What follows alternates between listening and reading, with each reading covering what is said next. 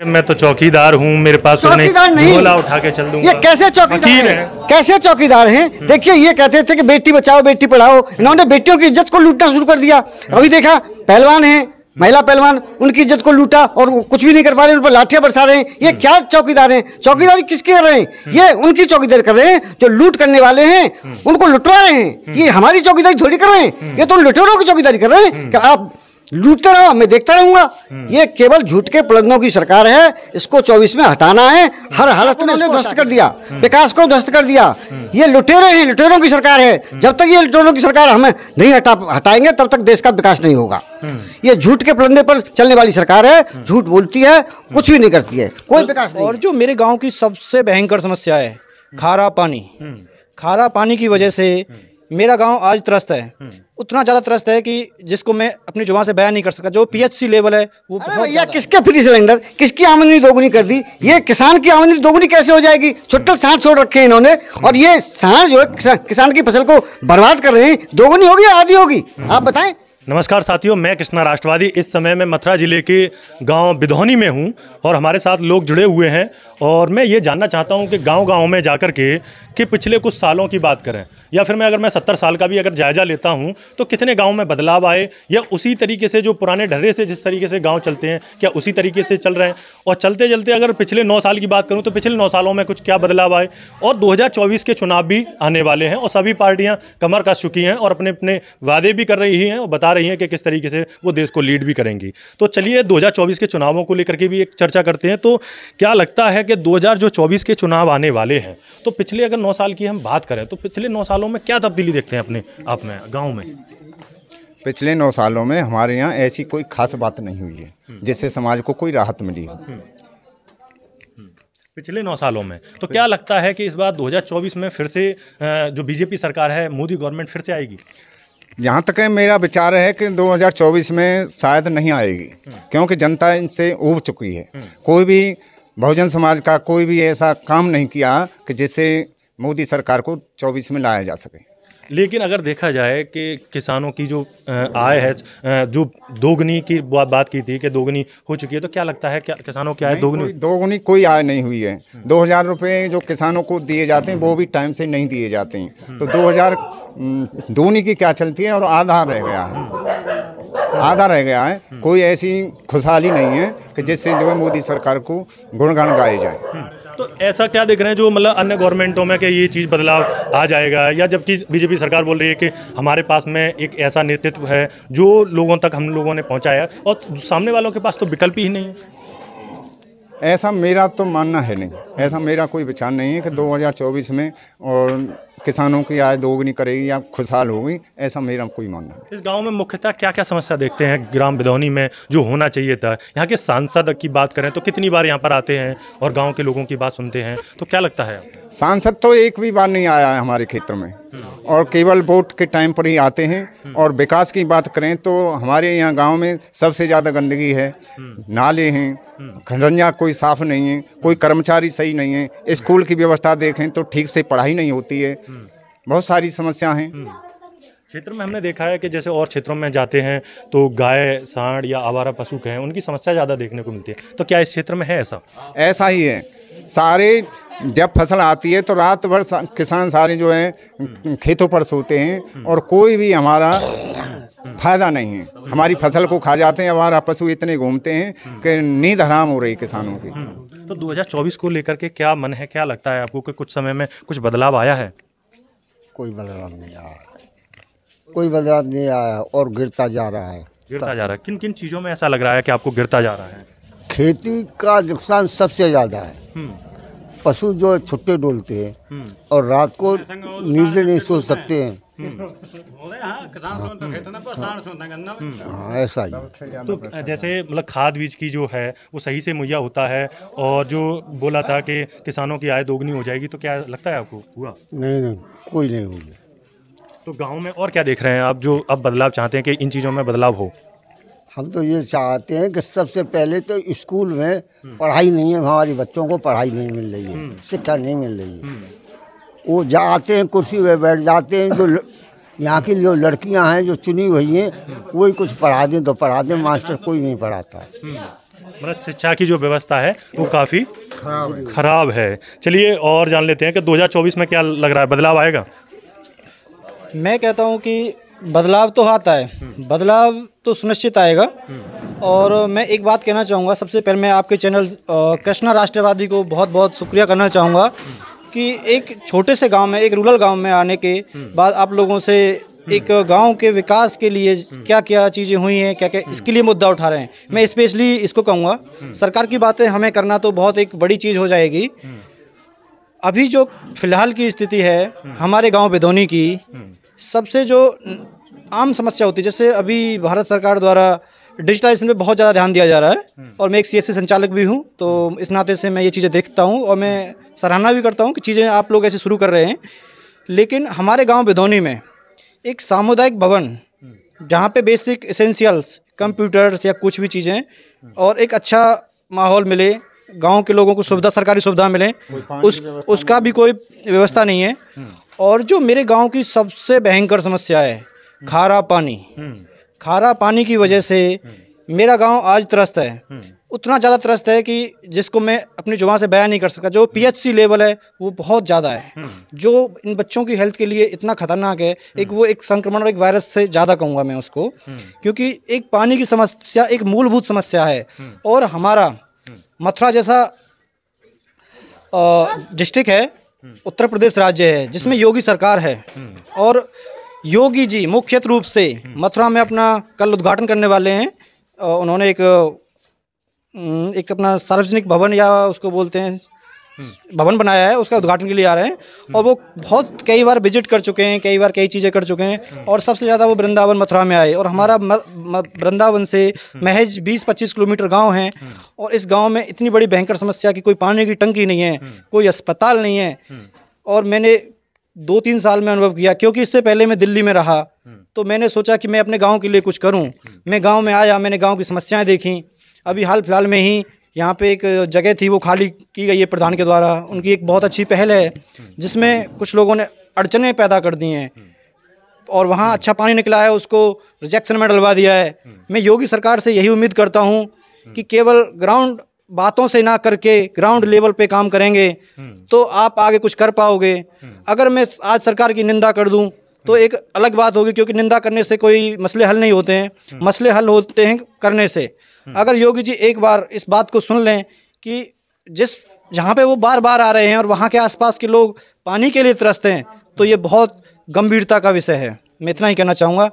गंभीरता का विषय है। आप देख रहे हैं कि क्या लगता है आपको कि जो गांव की जो स्थिति है, और अगर बहुजन समाज की बात करें, आपने कहा कि बहुजन समाज की तो और ही ज़्यादा दयनीय स्थिति है और जातिगत जनगणना को लेकर के भी सवाल उठ रहे हैं। अभी मंडल यात्रा चल रही है, जातिगत जनगणना को लेकर के एक रहता है कि आप जातियों में गिनने से आप लोगों को तोड़ने का काम कर रहे हैं। तो जातिगत जनगणना आखिर सरकार क्यों नहीं करा रही है? ये सरकार की अपनी मंशा है, क्यों नहीं करा रही है कि ये लोग जो है जब जातिगत जनगणना कराएंगे तो ये अपना हक और हुकूमत मांगेंगे, उसको वंचित रखने के लिए ये जातिगत जनगणना नहीं करा रहे हैं। चलिए दादा, एक बात बताइए, क्या लगता है 2024 को लेकर आप क्या कहेंगे? आपने पूरा कार्यकाल देखा, और भी कार्यकाल देखे, कांग्रेस का भी कार्यकाल देखा या और भी, या जब से आज़ाद हुए हैं तब से इस गांव में क्या परिवर्तन आप देख रहे हैं? काफ़ी बुजुर्ग हैं तो क्या बताएंगे, आप अध्यापक भी हैं तो बताइए। देखिए, ये जो सरकार चल रही है फिलहाल बीजेपी, ये झूठ के पुलंदे पर चलने वाली सरकार है। ये जो कहती है उसका ठीक उल्टा बोलती है। ये कहती थी किसानों की आमदनी दोगुनी करेंगे, लेकिन किसान की आमदनी आधी भी नहीं रही है। दूसरी बात, ये जो जनगणना की बात कर रहे हैं आप, जाति गणना की बात कर रहे हैं, ये जाति गणना नहीं कर पाएंगे, क्योंकि इन्हें मालूम है कि अगर इन्हें जाति के बारे में जानकारी मिल गई ना कि कौन कितना है, तो फिर ये लोग इकट्ठे हो जाएंगे और ये अपना हक की लड़ाई लड़ेंगे। इसलिए, और ये शिक्षा पर जो बात कर रहे हैं, शिक्षा को उन्होंने ध्वस्त कर दिया, विकास को ध्वस्त कर दिया। ये लुटेरे हैं, लुटेरों की सरकार है। जब तक ये लुटेरों की सरकार हमें नहीं हटाएंगे तब तक देश का विकास नहीं होगा।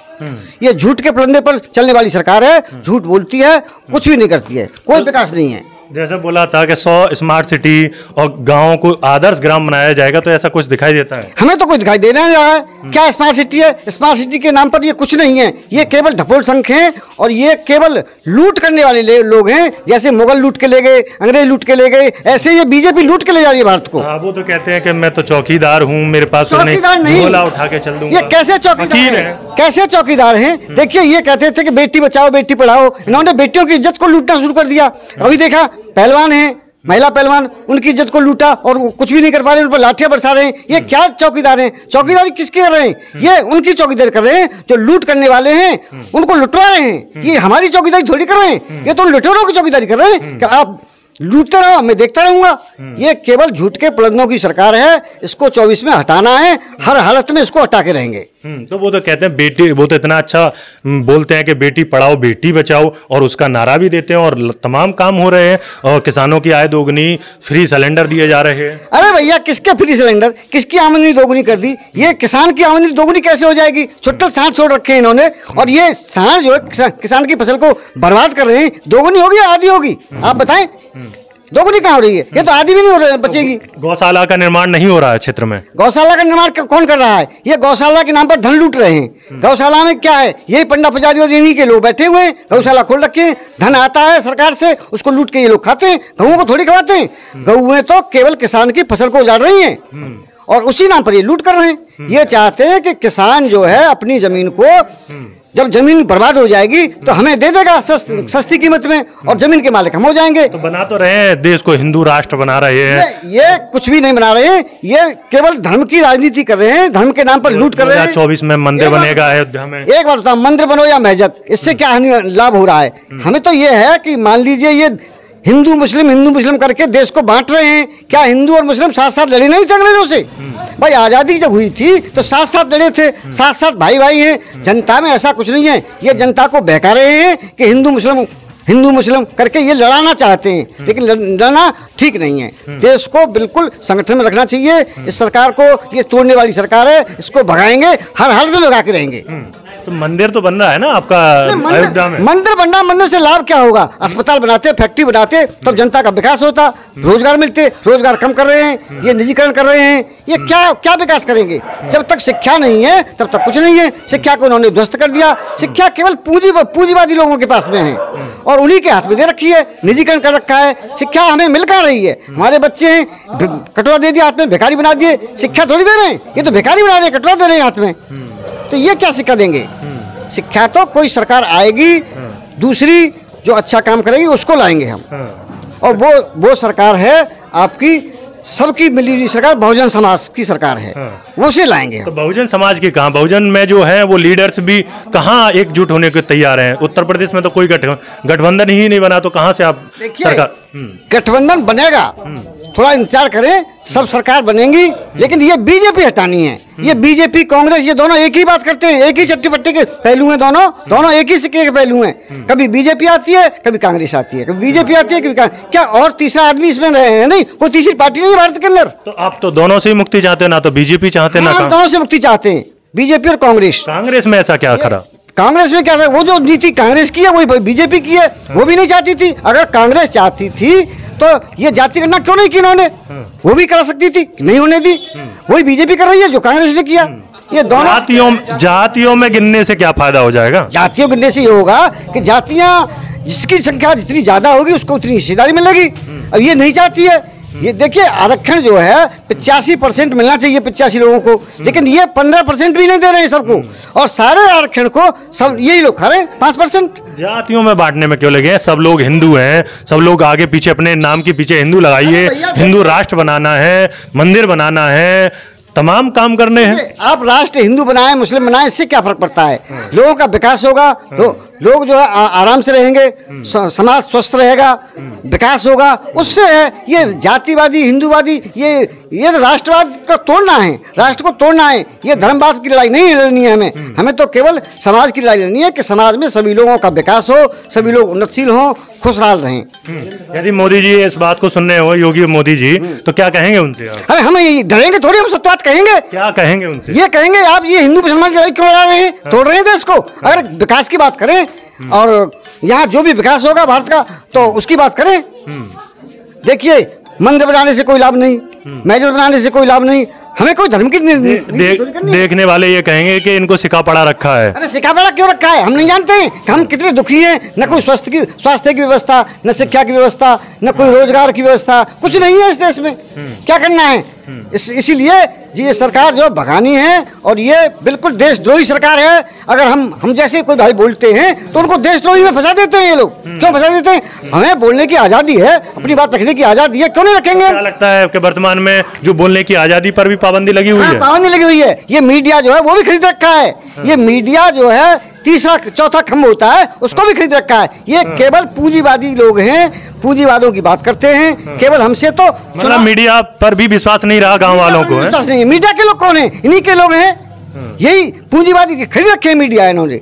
मतलब तो गांव में भी मीडिया पर कोई विश्वास नहीं करता, विश्वास नहीं करता है। मीडिया का चैनल देखना भी हमें बिल्कुल नफरत हो गई है उनसे, क्योंकि वो बात करते हैं बिल्कुल उन्हीं की बात करते हैं, बेकार बात करते हैं, तोड़ने की बात करते हैं, जोड़ने की बात नहीं करते हैं। साथियों, बड़ी बहुत वैसी बात है कि सोचिए कि गांव में भी अब लोग इस बात को समझ रहे हैं कि जो आजकल वर्तमान में जो चल रहा है कि मीडिया में क्या चल रहा है, जहर उगला जा रहा है, मीडिया कितना लोगों को बहकाने का कार्य कर रही है, और एक तरफा अब वो जनता की आवाज़ नहीं पहुंचाती है, सिर्फ सरकार की आवाज़ जनता तक पहुंचाती है। और गांव के लोगों में इस बात को लेकर के रोष भी है कि आप कब तक जो मंदिर मस्जिद धर्म की लड़ाई की बात करते रहेंगे? कभी विकास की बात कीजिए। ना शिक्षा है, ना रोजगार है, ना स्वास्थ्य सेवा है, और अगर बात करें इस गांव की तो इसमें पानी की भी सही व्यवस्था नहीं है। तो इन चीज़ों पर ध्यान दिया जाए, जबकि मथुरा जो शहर है वो यहाँ से मात्र 30 से 35 किलोमीटर दूर है, और उसके आसपास का ये जो गांव हैं,